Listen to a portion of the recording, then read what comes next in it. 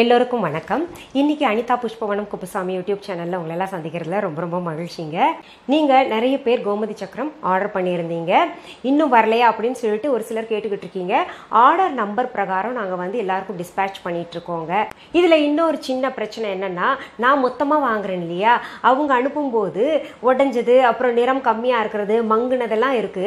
அது எல்லாத்தையும் பிரித்து அதுக்கப்புறம் பார்த்தீங்கன்னா அதுல இருந்து பொறுக்கி எடுத்துட்டு, இப்போ ராகு கேது தோஷம் இருக்கிறதுக்கு அதுக்கெல்லாம் கண்ணு தனியாக இருக்கு இல்லையா, ரேகை உள்ளது, அப்புறம் புள்ளிகள் உள்ளது, அதெல்லாம் தேர்ந்து தனித்தனியாக பிரித்து வச்சு அதிலிருந்து தேர்வு செஞ்சு நான் தான் போடுவேன். அப்படி தேர்வு செஞ்ச கோமதி சக்கரத்தையும் நான் என்ன பண்ணுவேன்னா, அதை சுத்தப்படுத்திக்கிட்டு அப்புறம் வந்து எனர்ஜைஸ் பண்ணுறது. ஏன்னா இன்றைய காலகட்டத்தில் எனக்கு வர்ற கால்ஸ் பார்த்திங்கன்னா கிட்டத்தட்ட ஒரு நாளைக்கு ஒரு 100 கால்ஸாவது குறைஞ்சதை நான் அட்டென்ட் பண்ணுறேன். அதில் நிறைய பேர் பல பிரச்சனைகளை சந்திச்சுக்கிட்டு இருக்காங்க, அது சொல்லிக்கிட்டு இருக்காங்க. அந்த பல்வேறு பிரச்சனைகளையும் தீரணும்னு சொல்லிட்டு நான் கொஞ்சம் எனர்ஜைஸ் பண்ணுவேன். பிறகுதான் அது பேக் பண்ணவே உட்காருவாங்க. இதில் இன்னொன்று பார்த்தீங்கன்னா, உங்களுக்கு நடுவில் இந்த கிறிஸ்மஸ் வந்தது, அப்புறம் நியூ இயர் ஹாலிடே வந்தது, சண்டே ஹாலிடே, இந்த நாள்கள்லாம் பார்த்தீங்கன்னா உங்களுக்கு குரியர் வேலை செய்யாது. அதனால் கொஞ்சம் தாமதமான, அதுக்காக நீங்கள் தவறாக எடுத்துக்காதீங்க. எல்லாம் கட்டாயம் எல்லாருக்குமே வந்து சேரும். சரி, இன்னைக்கு இந்த எபிசோடில் நம்ம பார்க்க போகிறது என்னென்னா, ஒரு பூஜை சம்மந்தப்பட்ட விஷயம் தான் நான் உங்களுக்கு சொல்ல போகிறேன். அது என்னன்னா, ருத்ராட்ச மரம் வந்து எல்லாருமே படங்கள்ல பார்த்துருப்பீங்க. அந்த மரத்தில் சின்ன சின்னதாக காய் இருக்கும். அந்த காயிலிருந்து அந்த ருத்ராட்ச மணி எடுக்கிறாங்க இல்லையா, அதை எப்படி எடுக்கிறதுன்னு சொல்லிட்டு தான் இன்றைக்கி நான் உங்கள் முன்னாடி எடுத்து காமிக்க போகிறேன். லக்கீலி எனக்கு என்ன ஆச்சுன்னா, 4 ருத்ராட்ச காய் வந்து எனக்கு ரிஷிகேஷ்லேருந்து அனுப்பி வச்சாங்க. அதை உடனே நான் திறந்து பார்க்காம உங்கள் முன்னாடி திறந்து பார்க்கணும்னு சொல்லிட்டு தான் நானும் ஆவலாக காத்துக்கிட்டு இருக்கேன். அதில் எத்தனை முகம் இருக்குன்னு எனக்கு இன்னும் தெரியாது. இப்போ நம்ம உங்கள் முன்னாடி பிரிக்கும் போது தான் அதில் எத்தனை முகம் இருக்குன்னு பார்க்க போகிறோம். அடுத்தது, ருத்ராட்ச மாலை நிறைய பேர் viha.online இருக்கான்னு சொல்லிட்டு கேட்டிருந்தீங்க. முதல்ல இந்த viha.online பற்றி சொல்லிடுறேங்க. அந்த பேர் எப்படி வந்ததுன்னு, என்னுடைய பெரிய மகள் பேர் வந்து பல்லவி, சின்ன மகள் பேர் வந்து மேகா. அதில் பல்லவி வி எடுத்தாச்சு, VIன்னு எடுத்தாச்சு, அப்புறம் மேகாக்கு HA எடுத்தாச்சு. அது ரெண்டையும் சேர்த்து விஹான் ரொம்ப அழகாக அமைஞ்சிருச்சு பேர். அந்த பேர் ராசி பொருத்தமெல்லாம் ரொம்ப நல்லா இருந்ததுங்க. அப்புறம் ஆன்மீகத்துக்கும் ரொம்ப பொருத்தமாக இருந்தது. அதனால் அந்த பேர் தேர்ந்தெடுத்தேங்க. அது பார்த்தீங்கன்னா நிறைய பேருக்கு குழப்பம். விஹான்னு சொன்னோன்னே VEன்னு நினச்சிக்கிறாங்க. VE கிடையாதுங்க, V ஃபார் வேன், viha.online அப்படின்னு நீங்கள் கூகுளில் போய் சர்ச் பண்ணும். இன்னும் கொஞ்ச நாள் பொறுத்துக்கோங்க, என்னுடைய ஆப் ரெடி ஆகிக்கிட்டு இருக்கு. விஹா ஆன்லைன் ஷாப்பிங் வந்து ரெடி ஆகிக்கிட்டு இருக்கு அந்த ஆப். அதில் நீங்கள் பர்ச்சேஸ் பண்ணிக்கலாம். நிறைய பேர் COD இல்லையான்னு கேட்குறாங்க. அதற்கு நாங்கள் கொஞ்சம் யோசிச்சுக்கிட்டு இருக்கோம். ஏன்னா அதில் நிறைய பிரச்சனைகள் இருக்குது, ப்ராக்டிக்கல் பிரச்சனைகள் நிறையா இருக்கிற காரணத்தினால அதை கொஞ்சம் சிந்திச்சுக்கிட்டு இருக்கோம், அது செய்யலாமா வேண்டாமான்னு சொல்லிட்டு. அப்புறம் நிறைய பேர் கேட்டிருக்காங்க, அதில் ஷாப்பிங் எப்படி பண்ணும், அது கொஞ்சம் டெமோ பண்ணி காமிங்க அப்படின்னு சொல்லிட்டு. ரொம்ப சுலபங்க. viha.online டெக்ஸ்ட் பண்ணுறீங்கன்னு வைங்களேன், அப்படியே அந்த ப்ளூ கலரில் ஒரு எழுத்துகள் காமிக்கும் அந்த ஆன்லைனுடையது. அதை நீங்கள் தொட்டிங்கன்னா அது ஓப்பன் ஆகும். அதில் கேட்டகரிஸ் இருக்கும், 3 கோடு ரைட் சைடில் மேலே காமிக்கும். அது கேட்டகரிஸ். அதில் வந்து என்ன பூஜா ஐட்டம் வேணுமா, இல்லை ஹவுஸ் ஹோல்ட் திங்ஸா, இல்லை ஹெல்த்தா, இல்லை பியூட்டியா அப்படின்னு நீங்கள் தேர்ந்தெடுத்துக்கோங்க. அதை தேர்ந்தெடுத்த பின்னாடி நீங்கள் கீழே பார்த்தீங்கன்னா குவான்டிட்டி கேட்கும். 100 கிராமா, 50 கிராமா, 250 கிராமா, 500 கிராமா, இல்லை ஒரு சோப்பா 2 சோப்பா அப்படின்னு குவான்டிட்டி கேட்கும். இல்லை கோமதி சக்கரமே பார்த்தீங்கன்னா 11 22 அந்த மாதிரிலாம் கேட்கும்போது அந்த குவான்டிட்டியில் போய் நீங்கள் நிரப்பணும். உங்களுக்கு என்ன தேவையோ அதை நிரப்பணும், எத்தனை தேவையோ அது நிரப்பணும். நிரப்பின பின்னாடி ஆட் டு கார்ட்னு வரும். அது போய் நீங்கள் கார்ட்டில் சேர்த்துக்கிட்டு நீங்கள் வந்து கிரெடிட் கார்டு, டெபிட் கார்டு, இல்லை பேங்க் ஆன்லைன் டிரான்சாக்ஷன் ஏதாவது இருந்ததுன்னு வைங்களேன், அதில் போய் வாங்கிக்கலாம். ரொம்ப ரொம்ப சுலபம். அப்படி நீங்கள் பணத்தை கட்டின உடனே உங்களுக்கு மெசேஜ், இமெயில் ரெண்டுமே விஹா ஆன்லைன் ஷாப்பிங்லேருந்து வரும். அதாவது ஆர்டர் நம்பர் உங்களுக்கு வரும். அந்த ஆர்டர் நம்பரை நீங்கள் குறித்து வச்சுக்கோங்க. ஏதாவது சந்தேகம் எங்ககிட்ட கேட்கணும்னா தொலைபேசி எண் கொடுக்கப்பட்டிருக்கும். அங்கே எங்கள் ஆஃபீஸ் ஸ்டாஃப்ஸ் வந்து அட்டென்ட் பண்ணுவாங்க. அதில் அவங்கக்கிட்ட கேளுங்க. சொல்லும்போது ஆர்டர் நம்பர் கட்டாயம் சொல்லுங்கள். அப்போ தான் பார்த்தீங்கன்னா உங்களுக்கு தெளிவாக பதில் சொல்ல முடியும். இது போல் சின்ன சின்ன ஃபார்மாலிட்டிஸ் தான் இருக்குது.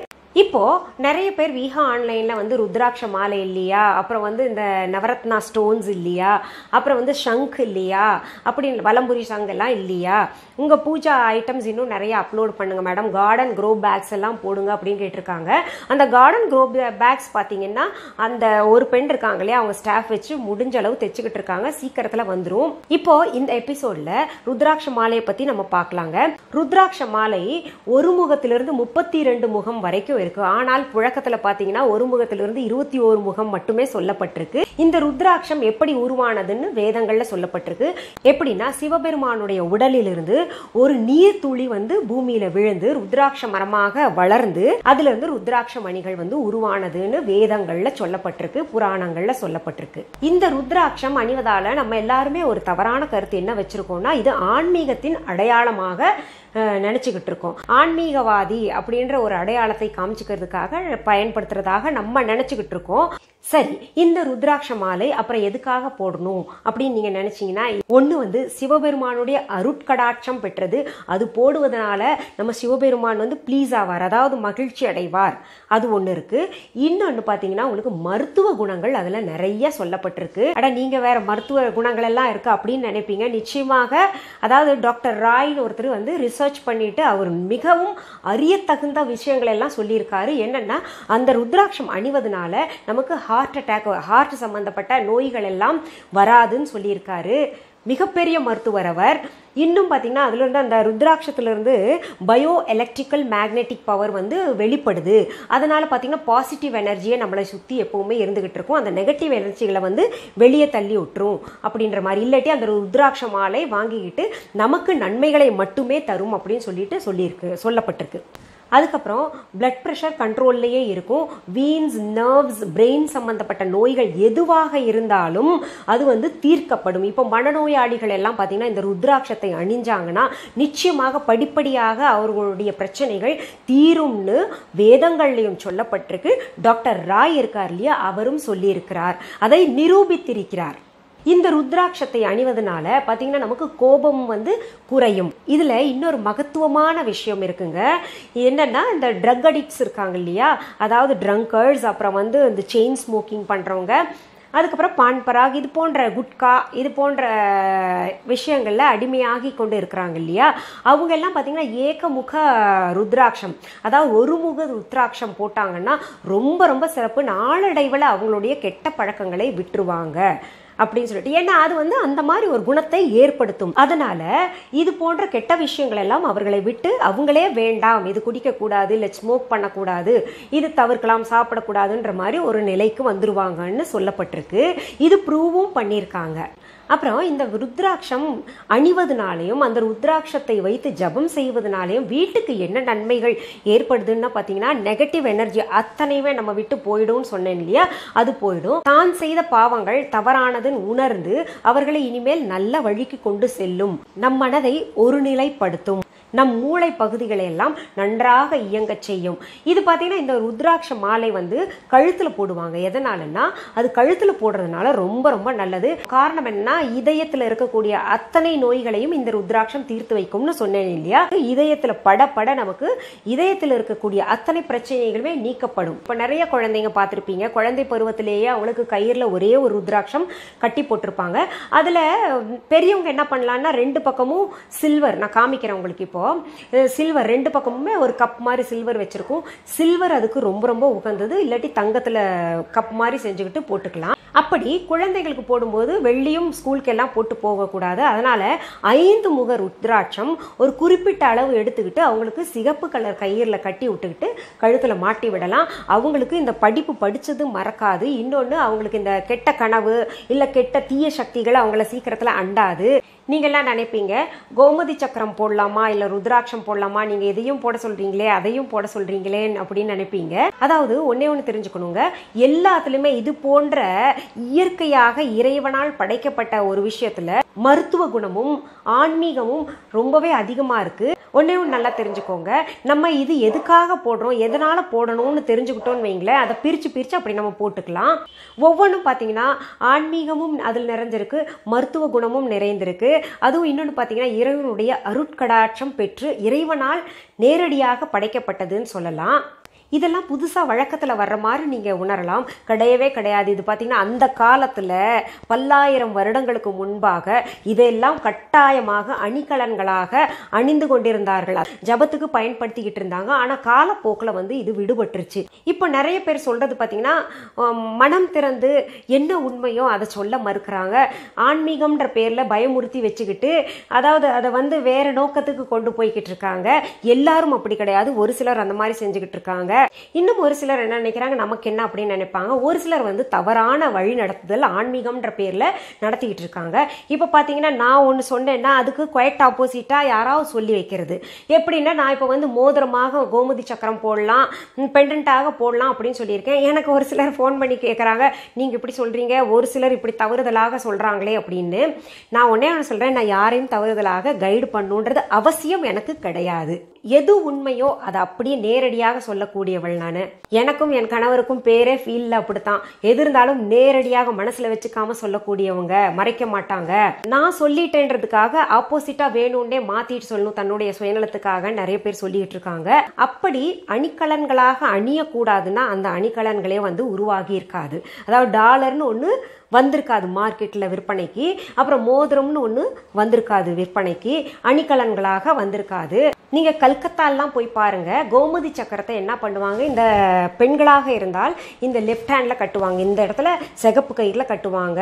இது ஆண்களாக இருந்தால் ரைட் ஹேண்டில், அதாவது வலது கையில் கட்டுவாங்க. அப்படி போட்டவங்க காரணம் இல்லாமல் அறிவிலித்தனமாக போட்டிருக்க மாட்டாங்க இல்லையா? சரி, ருத்ராட்ச மாலையாகட்டும் ஸ்படிக மாலையாகட்டும் ஆன்மீக சம்பந்தப்பட்டது, இறைவனுடைய அருட்கடாட்சத்திற்கு உட்பட்டதெல்லாம் எப்பவுமே போடலாமா அப்படின்ற ஒரு எண்ணம் எல்லாருக்குமே எழும்பலாம். அதாவது தீட்டு படக்கூடிய எந்த விஷயமாக இருந்தாலும் அந்த நேரத்தில் வந்து தவிர்த்திடலாம். இன்னும் ஒரு சிலருக்கு தோணலாம், பெண்கள் அணியலாமான்னு.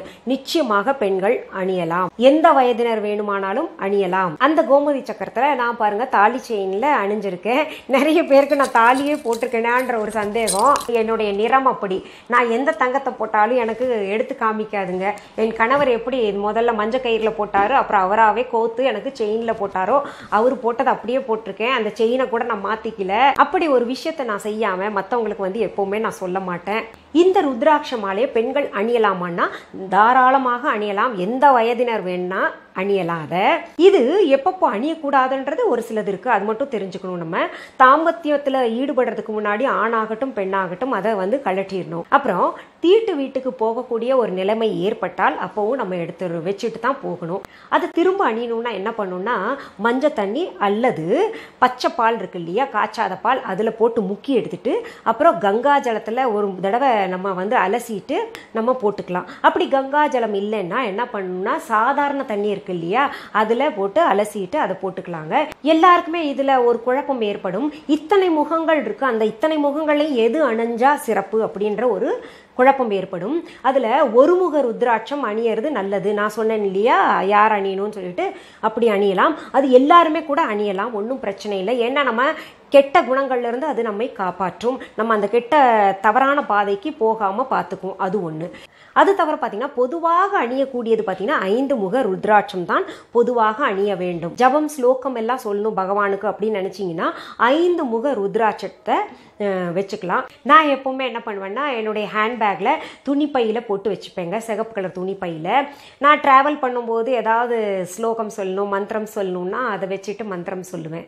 சுவாமி படங்கள் முன்னாடி இல்லை பூஜை ரூம்ல உட்காந்து தான் சொல்லணுன்றது அவசியம் கிடையாது. முதல்ல நம்ம வந்து அதை பயன்படுத்தும் போது மட்டும்தான் சுவாமி படத்து முன்னாடி வச்சுக்கிட்டு நம்ம வந்து பூஜை பண்ணிட்டு பயன்படுத்தணும். அதற்கு ஏகப்பட்ட ஸ்லோகங்கள் சொல்லப்பட்டிருக்கு. பீஜ மந்திரம், ஒரு முகத்துக்கு ஒரு பீஜ மந்திரம், 2 முகத்துக்கு ஒரு பீஜ மந்திரம் சொல்லப்பட்டிருக்கு. இப்போ 5 முக ருத்ராட்சம் இப்போ பொதுவாக போடக்கூடியது பார்த்தீங்கன்னா ஓம் நம சிவாயன் வந்து 108 முறை சொன்னா போதுங்க. ஏன்னா பெரிய பெரிய மந்திரங்கள் சொல்லி அதுல தவறு நேர்ந்து அது போட்டும் பயனெல்லாம் போறதுக்கு நம்ம வந்து ஓம் நம சிவாய, ஏன்னா சிவபெருமானுக்கு உகந்தது இல்லையா, அதனால சிவபெருமானுடைய நாமத்தை சொல்லி நம்ம போட்டுக்கலாம். இதுல ஜாதகத்துல பாத்தீங்கன்னா அந்த சூரியன் வந்து ஒரு சிலருக்கு மறைஞ்சிருக்கும், இல்லாட்டி சூரியன் வந்து ரொம்ப வீக்கா இருக்கும்னு சொல்லுவாங்க இல்லையா, அவர்கள் எல்லாம் போட்டுக்கிட்டாங்கன்னா அந்த பிரச்சனை எல்லாம் போயிடும். இப்ப பாருங்க, 4 எனக்கு காய் அனுப்பியிருந்தாங்க. அதில் 1 எடுத்துட்டேன், எனக்கு ஆவல் தாங்காமல் 1 எடுத்ததில் 1 2 3 4 5 முகம் இருக்குது. இது எப்படி 5 முகம்னு தெரிஞ்சுக்கலான்னா, இங்கே பாருங்கள், இங்கே இப்படி கோடு வருது இல்லையா, இந்த கோடும் சேர்ந்தா ஒரு முகம், அப்புறம் இந்த கோடும் சேர்ந்தா ஒரு முகம், 2 ஆச்சா. இந்த கோடும் சேர்ந்தா 3 முகம் ஆச்சா. இந்த கோடும் சேர்ந்தா 4 முகம் ஆச்சா. இந்த கோடும் சேர்ந்தா 5 முகம். 5 முக ருத்ராட்சம் வந்திருக்கு. அதில் வந்து ஓட்டை இங்கே இருக்கு இல்லையா, அது இருக்காது, அது மூடி இருக்கும். நம்ம ஒரு பின் வச்சு அழகாக அது ஹோல்ட் பண்ணிக்கலாம். இங்கேருந்து இங்கே இறங்குற மாதிரி பாருங்கள், இங்கேயும் வந்துருச்சு பார்த்தீங்களா, இந்த மாதிரி பண்ணிக்கணும். இப்போ அடுத்தது நம்ம எடுக்கலாம். ரொம்ப ஆவலாக இருக்கேன் நானும். அடுத்தது எத்தனை முகம் இருக்குன்னு பார்க்கலாம்.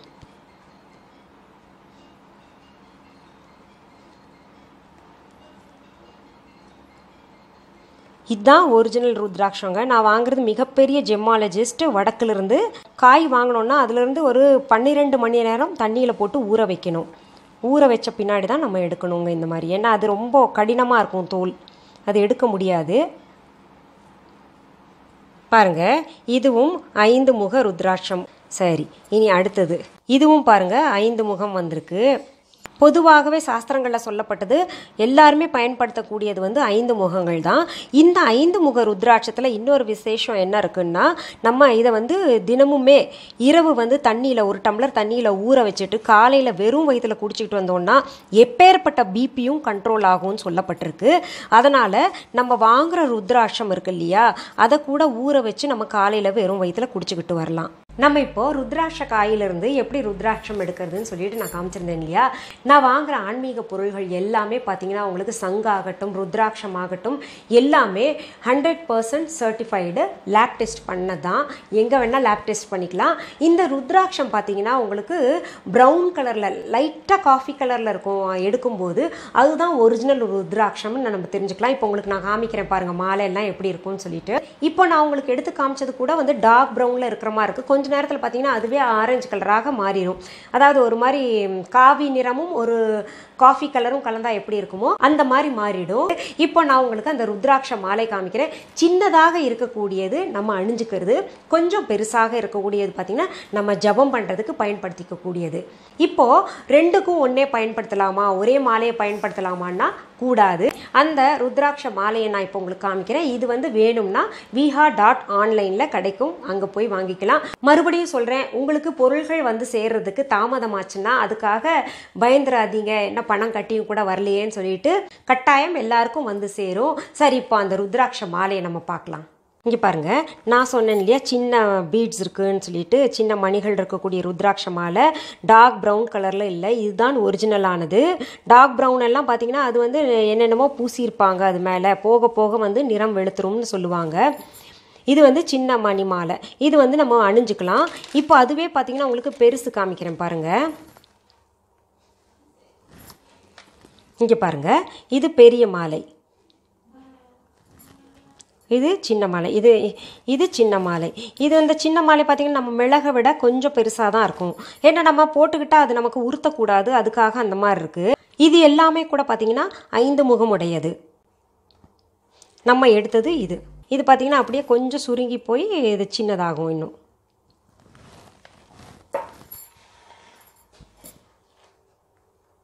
சரி, இன்றைக்கி நம்ம ருத்ராட்சத்தை பற்றி பார்த்தோம். உங்ககிட்ட இருந்து விடை பெறுறதுக்கு முன்னாடி நான் இன்னொன்று சொல்லிக்கிறேன்.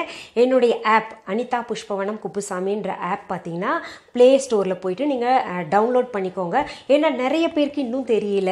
தினமும் நிறைய பேர் என்கிட்ட ஃபோன் பண்ணி கேட்குறீங்க, இதுக்கு என்ன ரெமெடி, இதுக்கு என்ன ரெமெடி, இல்லை இதை பற்றி நீங்கள் சமையல் போடுங்க, இதை சொல்லுங்கள் அப்படின்னு சொல்லிட்டு. அதெல்லாம் ஏற்கனவே நான் சொல்லிட்டேன். அது எல்லாத்தையும் ஒட்டு மொத்தமாக நீங்கள் பார்க்கணும், உங்களுக்கு நேரம் கிடைக்கும் போதுன்னு பார்த்தீங்கன்னா ப்ளே ஸ்டோரில் போயிட்டு அனிதா புஷ்பவனம் குப்புசாமின்ற ஆப்பை டவுன்லோட் பண்ணிக்கோங்க. அதில் போய் பாருங்கள். அப்புறம் அதுக்கு ஸ்டார் கொடுக்கணும்னு விரும்புனீங்கன்னா ஸ்டார் கொடுங்க, கமெண்ட் கொடுக்கணும்னு நினச்சிங்கன்னா கொடுங்க. இந்த iOS ஆப் எல்லாம் பார்த்தீங்கன்னா ஜென்ரேட் ஆகிறதுக்கு கொஞ்சம் நாள் பிடிக்கும். அதனால் இன்னும் ஒரு 4 நாள் பொறுத்துக்கோங்க. அதுக்கப்புறம் நீங்கள் அங்கே போயிட்டு ஆப்பிள் ஸ்டோரில் போயிட்டு அதையும் டவுன்லோட் பண்ணிக்கலாம். சரி, மீண்டும் அடுத்த எபிசோடில் வேறு ஒரு நல்ல தலைப்போடு உங்களெல்லாம் சந்திக்கிறேன். அது வரைக்கும் நன்றி, வணக்கம்.